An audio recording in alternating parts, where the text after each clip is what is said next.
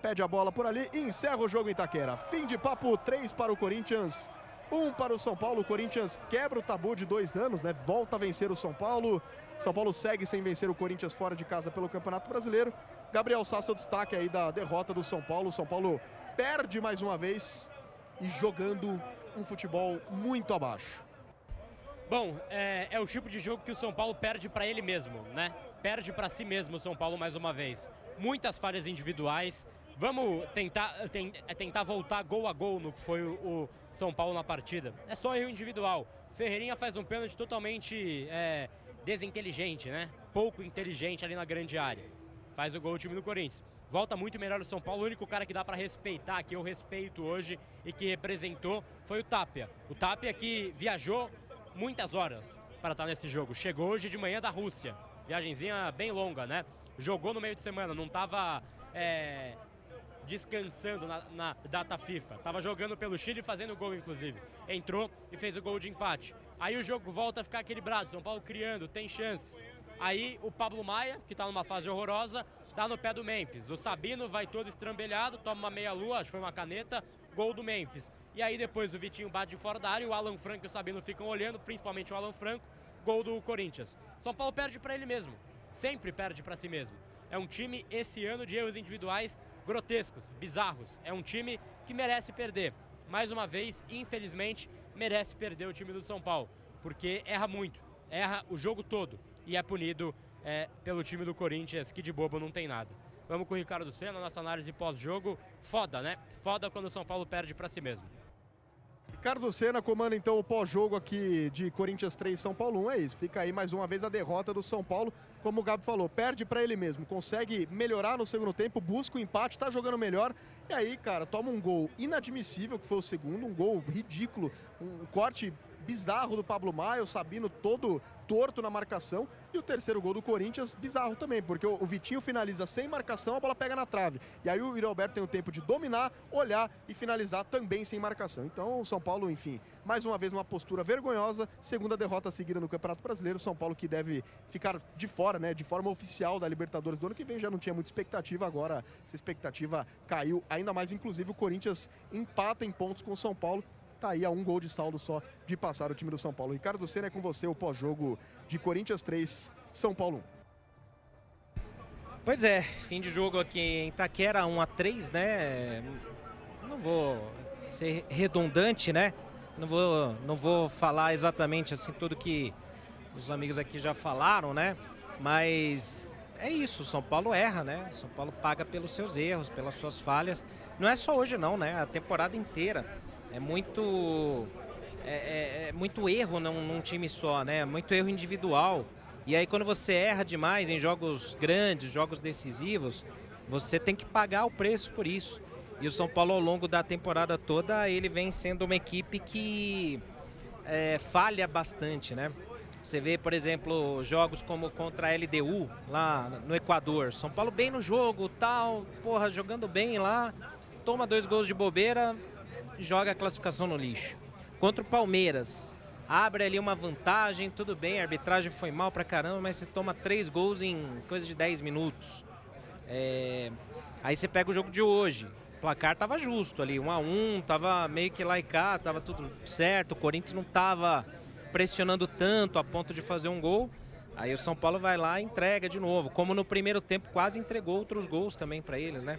Então, assim, são muitas falhas individuais, muitos erros, displicência, desatenção.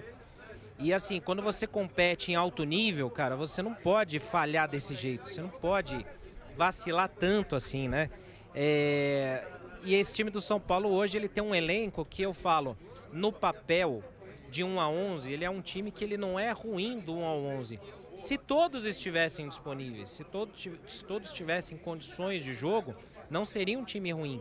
Você fala, porra, um time que tem ali Lucas, Oscar, Caleri, Luciano, Rian Francisco vindo da base, você tem os laterais ali, você tem essas possibilidades aqui de você, sabe, conseguir compor um time competitivo, é uma coisa. Mas o time do São Paulo, ele tem um elenco que ele não tem reposição, ele não tem dinheiro para contratar. E aí, quando você pega aí, por exemplo, o próprio Corinthians, que também está endividado, que também tá todo ferrado aí de grana e tudo mais, os caras, de alguma forma ou de outra, conseguiram fazer reposições no elenco que mudaram a cara do time. Eu vou fazer um comparativo com times que estão na mesma situação política ou financeira, né? Que é São Paulo e Corinthians. Eu não vou comparar com Palmeiras e Flamengo. Mas assim, o Corinthians está com uma dívida monstruosa. Só que ano passado eles estavam para ser rebaixados. Aí trouxeram o Memphis, trouxeram o Carrilho, que é um bom jogador. Tinham achado o Garro. O Yuri Alberto, que era um cara escrachado pela torcida, ele passou não a ser craque, mas passou a ser mais respeitado por eles e tal. Então eles conseguiram compor um núcleo ali para um time ser minimamente competitivo. E aí o Corinthians está aí numa semifinal de Copa do Brasil. Se bobear, vai pegar a vaga da pré-Libertadores, sim, né? Porque pode pegar, pode chegar se abrir um G8. E no Brasileiro escapa ali de uma zona de rebaixamento sem maiores problemas, se salva. O São Paulo, com pouco dinheiro que tem, ele compra mal, ele compra errado. Então, assim, você tem de cima a baixo muita coisa errada no São Paulo, né? A gente fala sempre aqui. Eu sei que muita gente vai falar, porra, mas o Crespo isso, mas aí, pô, Luciano isso, aquilo também. Eles têm sua parcela de culpa, como o Zubeldia também tinha sua parcela de culpa, como Aguirre, Cuca, Dorival, Rogério Ceni, todos eles tiveram sua parcela de culpa. Mas a maior parte da culpa é de quem monta elenco, é de quem monta as finanças do clube para um ano, é de quem não tem autocrítica, que você pega uma coletiva como a de ontem, porra, os caras vivem numa realidade paralela, né, cara? Os caras acham que o São Paulo realmente é o soberano, cara, que tá lá, é um acaso do destino, que o São Paulo ainda é referência, que o São Paulo é o tricampeão do mundo, beleza. Só que não foi nem vocês que conquistaram o tricampeonato mundial pelo São Paulo, né? Foi outra diretoria, foi outra gestão. Então, eles não podem se vangloriar por isso. Agora, no jogo como um jogo de hoje, é o que eu falei durante a partida. Você não pode ter falhas bizonhas individuais como tem. E aí eu citei o jogo da LDU, citei o jogo do Palmeiras, citei o jogo do Santos, citei alguns outros. Jogador profissional de Série A, de Campeonato Brasileiro, de campeonato de alto desempenho, de nível alto, não pode vacilar desse jeito. O Alan Franco me dá um passe lá no primeiro tempo, entregando a bola no pé do Carrilho. O Pablo Maia me faz uma falta na meia-lua porque chega imprudente. O Ferreirinha, que jogou bem demais no segundo tempo, faz um pênalti bizonho infantil desse. Não pode, cara. Não pode. O lance do gol. Desatenção. O Pablo Maia vai cortar uma bola de cabeça, cabeceia pro chão. Aí o Sabino tá olhando não sei para onde. Toma uma caneta vergonhosa ali do Memphis, né? Segundo tempo, a bola bate na trave ali, que é chutada lá do meio da rua. Aí todo mundo tá olhando a bola, tava olhando o telão. O que eles estavam olhando? Que não pegaram o rebote. Então, cara, é muito difícil. Parece que a impressão que dá é, como comentou aqui o Igor no chat, que os caras estão só cumprindo tabela, que eles meio que, tipo, já fez 45 pontos, não vai cair mesmo, então dane-se. Tô de férias, amigo, vou cumprir os 4, 5 jogos que faltam pro ano acabar e tchau, fui, né?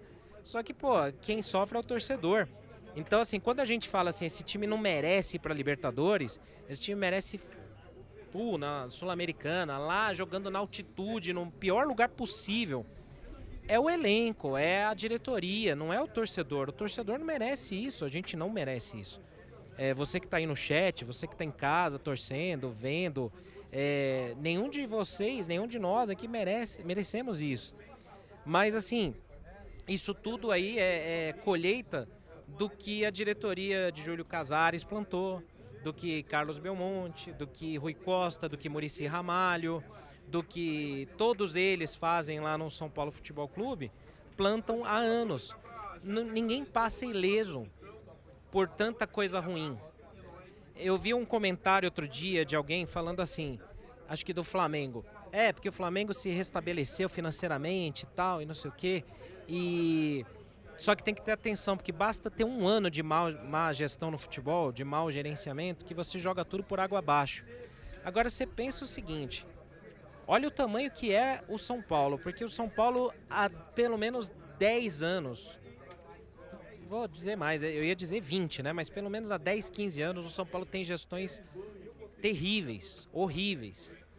E ano a ano o São Paulo vem tendo más gestões. E o São Paulo não sei como não foi rebaixado até hoje. Eu não sei como que o São Paulo não foi rebaixado ainda. Eu acho que se um dia tiver uma intervenção, sei lá, federal, alguma investigação, alguma coisa do tipo, muita coisa vai ser revelada, mas aí também tem outros problemas, né? Porque a tua imagem, a credibilidade vai pro saco, você não consegue patrocínio, tem um monte de BO. Mas o problema é isso, a gente vai ficar aqui ano a ano falando a mesma coisa, gente. Não tem muito que a gente só pode apontar erros. Porque pro ano que vem, não fiquem na expectativa de que o São Paulo vai contratar um puta time, vai formar um puta do elenco, que o São Paulo vai sanar suas dívidas. Se o São Paulo conseguir entrada de caixa aí, é porque vendeu base, é porque vendeu alguém a preço de banana, ou porque vendeu um pedaço do Morumbi, que é o que tem. O São Paulo hoje é um rico falido, e aí hoje o São Paulo não consegue competir. Quando o JP fala que o elenco do Corinthians é um time horroroso, é porque o próprio torcedor do Corinthians também incita isso. O time do Corinthians, ele é displicente, cara, ele deixa o torcedor deles também pé da vida. Só que o São Paulo, ele consegue ser abaixo disso, cara. O São Paulo hoje não conseguiu, o JP acho que falou, o São Paulo não ganhou um clássico. O São Paulo perdeu pro Santos, que tá brigando contra o rebaixamento. O São Paulo perdeu pro Palmeiras depois de estar ganhando ali. Arbitragens à parte, mas não pode tomar 3 gols em 10 minutos. Perde pro Corinthians. São Paulo não ganha. São Paulo não consegue competir. São Paulo não ganhou do Sport. O Sport que é o primeiro rebaixado do campeonato. São Paulo não ganhou do Sport no Brasileiro, cara. Então, assim, é um time que não tem peças para competir num campeonato de alto nível. Então, o que sobra para o São Paulo não fazer tão feio em 2026 é uma Sul-Americana. Só que o resto. E o Paulistão? Paulistão que todo mundo acha que é fraco, mas, mano, é um time, é um campeonato de nível de Brasileirão. Metade do campeonato brasileiro tá no Paulistão. Você tem Mirassol, você tem Bragantino, que é de Série A, você tem o Novo Horizontino, que quase subiu para a Série A, você tem São Paulo, Corinthians, Palmeiras, Santos. Cara, é metade ali da Série A praticamente que tá no Paulista. Bobeia nesse formato novo da Série A do Paulistão para você ver o que vai acontecer, né? Então, assim, eu não consigo ter esperança com essa gestão do São Paulo, que não é capaz nem de fazer uma autocrítica. Então, cara, é muito difícil mesmo. A gente vai fazer ainda bastante repercussão desse jogo, né? Tem muita coisa ainda pra gente falar aqui. Eu vou pedir para vocês continuarem aqui no nosso pós-jogo, né? Vai ter zona mista, vai ter coletiva do Crespo, mas o Léo e o Matheus vão assumir aqui o nosso pós-jogo para comentar também o lado deles, ouvir vocês aqui do chat, né? Que vocês também têm direito à fala aqui, a gente ouve sempre o chat aqui e põe na tela, né? O que vocês passam e é o que a gente fala. A única coisa que eu vou deixar, como sempre aqui, todos têm sua parcela de culpa. Crespo, jogadores, Zubeldia tinha sua parcela de culpa, Dorival, Carpini, todos têm a sua parcela, né? Todos têm o seu pedacinho ali.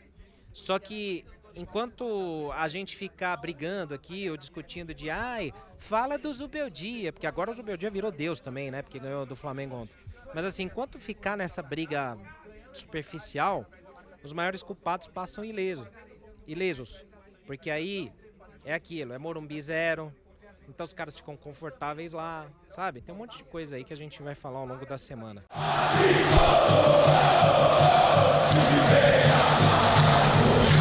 A tua glória